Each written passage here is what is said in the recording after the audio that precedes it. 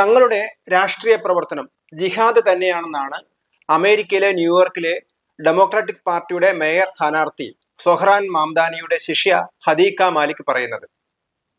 മാംദാനിയുടെ ന്യൂയോർക്കിലെ അസംബ്ലി ഓഫീസിന്റെ ചുമതലക്കാരിയും കൗൺസിൽ ഫോർ അമേരിക്കൻ മുസ്ലിംസിന്റെ ഔട്ട്റീച്ച് കോർഡിനേറ്ററുമാണ് മാലിക്.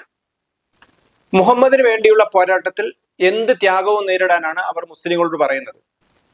എന്ത് ചെയ്താലും അതൊന്നും വ്യർത്ഥമാവില്ല. അതാണ് ഇബാദത്ത്, അതാണ് ആരാധന. ഇസ്രായേലിനെതിരായ പോരാട്ടത്തിൽ പങ്കെടുക്കാത്ത, പലസ്തീനു വേണ്ടിയുള്ള പോരാട്ടത്തിൽ പങ്കെടുക്കാത്ത മുസ്ലിങ്ങളെയും അവർ വിമർശിക്കുന്നുണ്ട്.